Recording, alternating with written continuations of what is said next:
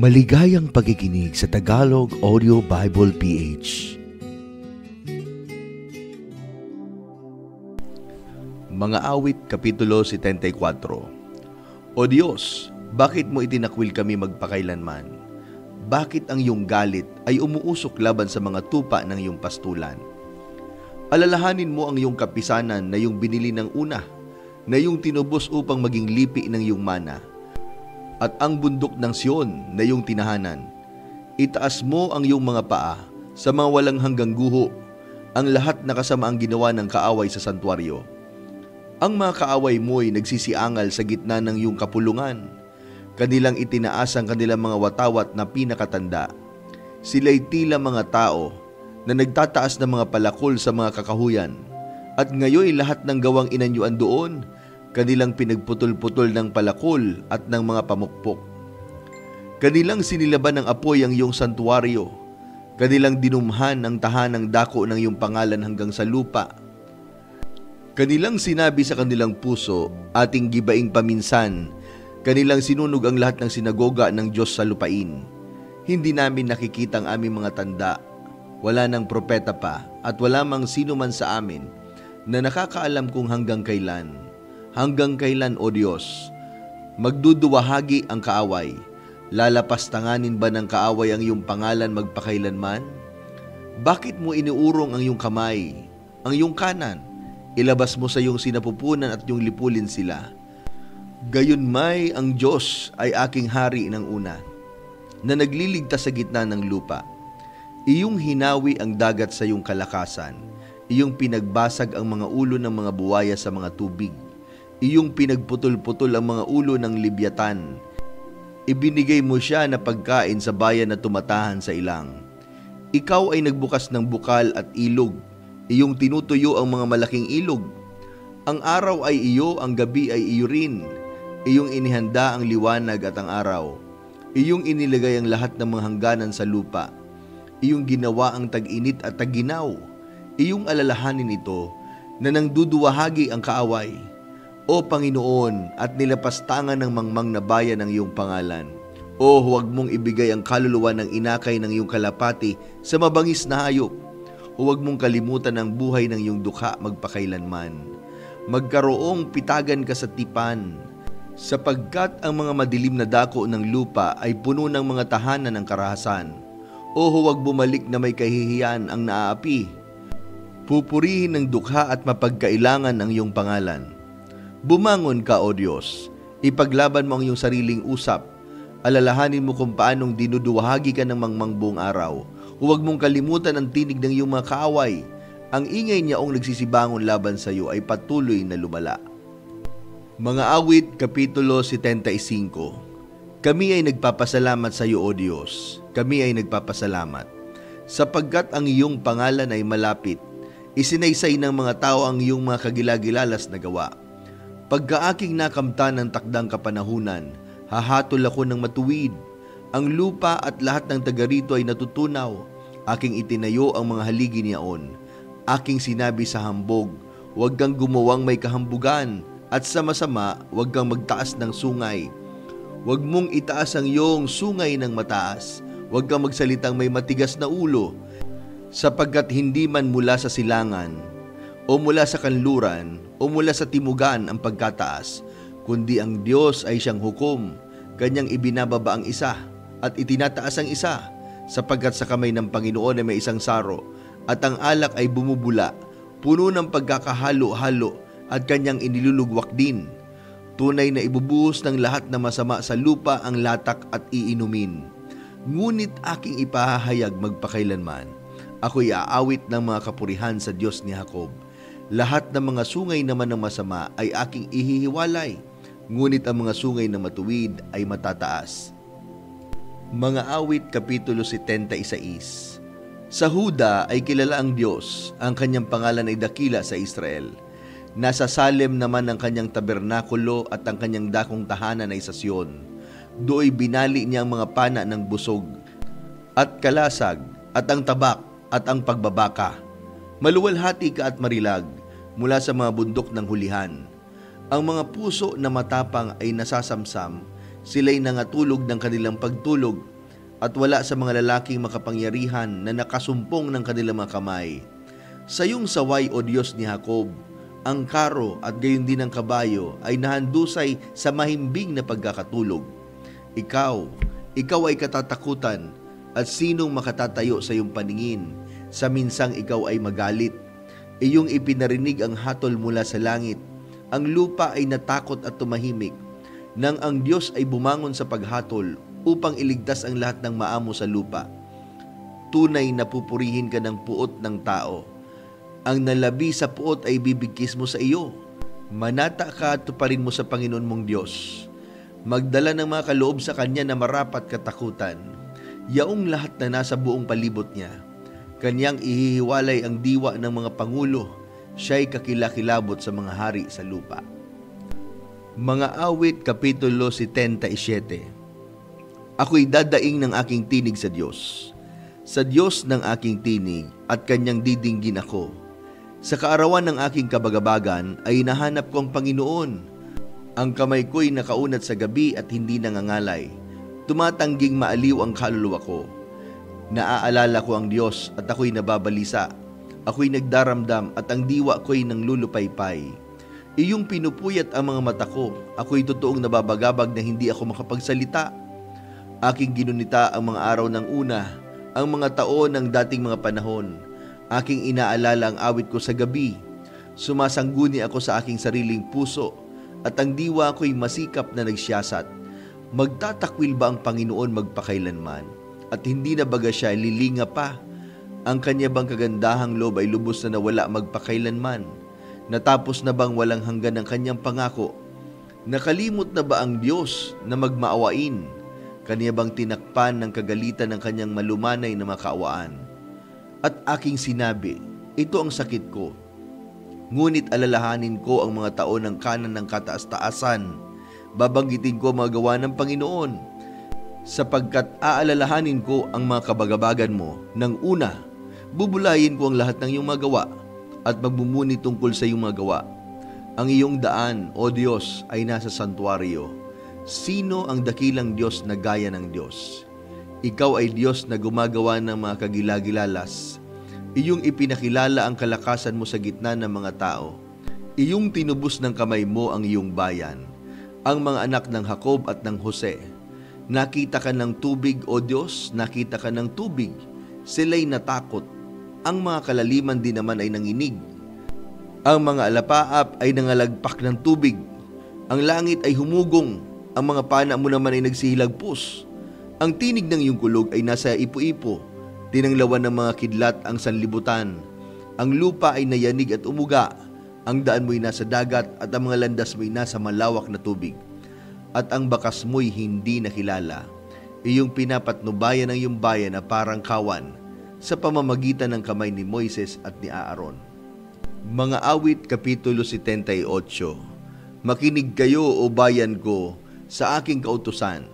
Ikiling ninyo ang inyong mga pakinig sa mga salita ng aking bibig. Aking bubukhin ang aking bibig sa isang talinghaga. Ako'y magsasalita ng mga malabong sabi ng una, na aming narinig at nalaman, at isinaysay sa amin ng aming mga magulang.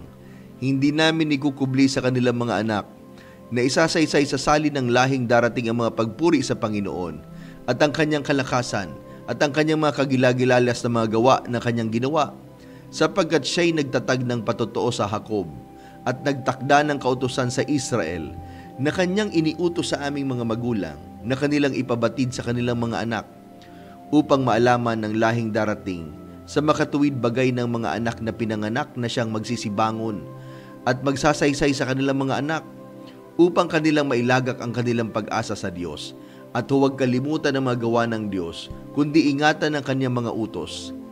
At huwag maging gaya ng kanilang mga magulang, may matigas na ulo at mapaghimagsik na lahi, isang lahing di naglagay sa matuwid ng kanilang puso, at ang kanilang diwa ay hindi tapat sa Diyos. Ang mga anak ni Efraim, gayong may sakbat at may dalang mga busog, at nagsitalikod sa kaarawan ng pagbabaka, hindi nila tinupad ang tipan ng Diyos, at nagsitangging magsilakad sa kanyang kautusan, at kanilang kinalimutan ang kanyang mga gawa, at ang kanyang mga kagilagilalas na mga gawa na kanyang ipinakita sa kanila. Mga kagilagilalas na mga bagay ay ginawa niya sa paningin ng kanilang mga magulang, sa lupain ng Ehipto sa parang ng Zoan. Hinawi niya ang dagat at pinaraan niya sila, at kanyang pinatayo ang tubig na parang bunton. Sa araw naman ay kanyang pinatnubayan sila sa pamamagitan ng isang ulap, at buong gabi ay sa pamamagitan ng tanglaw na apoy. Kanyang pinuwangan ng mga bato sa ilang, at pinainom niya sila ng sagana na gaya ng mula sa mga kalaliman. Nagpabukal naman siya mula sa bato, at nagpababa ng tubig na parang mga ilog. Gayon may nagkasala uli sila laban sa kanya, upang manghimagsik laban sa kataas-taasan sa ilang. At kanilang tinukso ang Diyos sa kanilang puso, sa paghingi ng pagkain sa kanilang pita. Oo, sila'y nagsalita laban sa Diyos. Kanilang sinabi, makapaghahanda ba ang Diyos ng dulang sa ilang? Narito, kanyang pinalo ang bato, na ang mga tubig ay bumubulwak, at ang mga bukal ay nagsisiapaw. Makapagbibigay ba siya ng tinapay naman? Ipaghahanda ba niya ng karne ang kanyang bayan? Kaya't narinig ng Panginoon at napuot, at isang apoy ay nag-alab laban sa Jacob, at galit naman ay napailanglang laban sa Israel. Sapagkat sila'y hindi nagsisampalataya sa Diyos, at hindi nagsitiwala sa kanyang pagliligtas. Gayon may nag-utos siya sa mga langit sa itaas, at binuksan ang mga pintuan ng langit, at pinaulanan niya sila ng mga mana upang makain, at binigyan sila ng trigo ng langit. Kumain ang tao ng tinapay ng makapangyarihan. Pinadala niya sila ng pagkain hanggang sa nangabusog. Kanyang pinahihip ang hanging silangan sa mga langit, at sa pamamagitan ng kanyang kapangyarihan ay pinatnubayan niya ang hanging timog. Pinaulanan naman niya sila ng karne na parang alabok, at ng mga ibong parang buhangin sa mga dagat. At pinalagpak niya sa gitna ng kanilang kampamento, sa palibot ng kanilang mga tahanan. Sa gayoy, nagsikain sila at nabusog na mabuti, at ibinigay niya sa kanilang pita. Hindi sila nagsihiwalay sa kanilang pita. Ang kanilang pagkain ay nasa kanila pang mga bibig. Nang ang galit ng Diyos ay paitaas laban sa kanila, at pumatay sa mga pinakamataba sa kanila, at sinaktan ng mga binata sa Israel. Sa lahat ng ito ay nagkasala pa sila, at hindi naniwala sa kanyang kagilagilalas na mga gawa. Kaya't kanyang pinaram ang kanilang mga kaarawan sa walang kabuluhan, at ang kanilang mga taon ay sa mga kakilabutan. Nang kanyang patayin sila, sila'y nag-usisa sa kanya, at sila'y nagsibalik at nagsihanap ng tapat sa Diyos. At kanilang naalala na ang Diyos ay kanilang malaking bato, at ang kataas-taasang Diyos ay kanilang manunubos.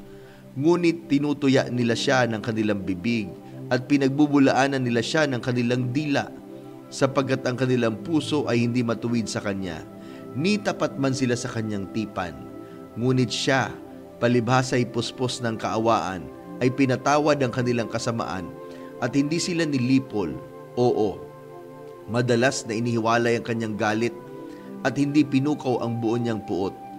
At naalala niyang sila'y laman lamang, hanging dumadaan at hindi bumabalik. Kay dalas na nang himagsik nila laban sa kanya sa ilang, at pinapanglaw nila siya sa ilang, at sila'y nagsibalik ulit, at tinukso ng Diyos at minungkahi ang banal ng Israel. Hindi nila inaalala ang kanyang kamay, ni ang araw man ang kanyang tubusin sila sa kaaway. Kung paanong kanyang inilagay ang kanyang mga tanda sa Ehipto, at ang kanyang mga kababalaghan sa parang ng Zoan, at pinapaging dugo ang kanilang mga ilog, at ang kanilang mga bukal, na anupat hindi sila makainom. Nagsugo rin siya sa gitna nila ng mga pulutong ng mga bangaw na lumamon sa kanila, at mga palaka na nagsigiba sa kanila.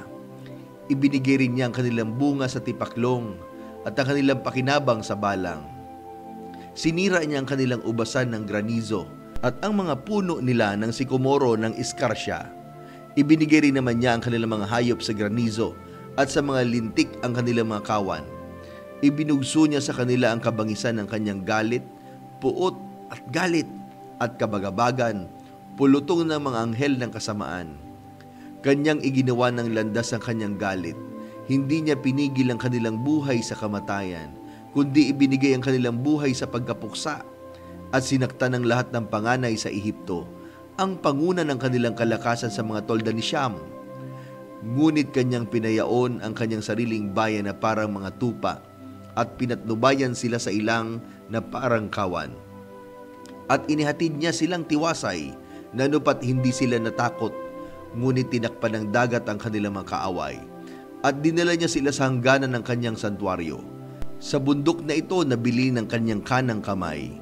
Pinalayas din niya ang mga bansa sa harap nila at ibinahagi sa kanila na pinakamana sa pamamagitan ng pising panukat at pinatahan ng mga lipi ng Israel sa kanilang mga tolda. Gayon may nanukso at nanghimagsik sila laban sa kataas-taasang Diyos at hindi iningatan ng kanyang mga patotoo, kundi nagsitalikod at nagsigawang mga paglilo na gaya ng kanilang mga magulang. Sila'y nagsilisyang parang magdarayang busog, sapagkat minungkahi nila siya sa galit ng kanilang mga mataas na dako, at kinilos nila siya sa panibugo ng kanilang mga larawang inanyuan. Nang marinig ito ng Diyos ay napuot at kinayamutang lubha ang Israel. Sa gayoy kanyang pinabayaan ang tabernakulo ng silo, ang tolda na kanyang inilagay sa gitna ng mga tao, at ibinigay ang kanyang kalakasan sa pagkabihag, at ang kanyang kaluwalhatian ay sa kamay ng kaaway. Ibinigay rin niya ang kanyang bayan sa tabak, at napuot sa kanyang mana. Nilamon ng apoy ang kanilang mga binata, at ang mga dalaga nila'y hindi nagkaroon ng awit ng pag-aasawa. Ang mga saserdote nila'y nabuwal sa pamamagitan ng tabak, at ang mga baon nila'y hindi nanganaghoy na magkagayoy. Gumising ang Panginoon na gaya ng mula sa pagkakatulog, gaya ng malakas na tao na humihiyaw dahil sa alak. At sinaktan niya sa likod ang kanyang mga kaaway. Inilagay niya sila sa laging kadustaan. Bukod dito'y tinanggihan niya ang tolda ng Jose at pinili ang lipi ni Efraim, kundi pinili ang lipi ni Juda, ang bundok ng Zion na kanyang inibig. At itinayo niya ang kanyang santuaryo na parang mga kataasan, parang lupa na kanyang itinatag magpakailanman. Pinili naman niya si David na kanyang lingkod at kinuha niya siya mula sa kulungan ng mga tupa. Dinala niya siya na mula sa pagsunod sa mga tupa ng nagpapasuso upang maging pastor ng Jacob na kanyang bayan at ang Israel na kanyang mana. Sa gayoy siya ang kanilang pastor ayon sa pagtatapat ng kanyang puso at pinatnubayan niya sila sa pamamagitan ng kabiyasahan ng kanyang mga kamay.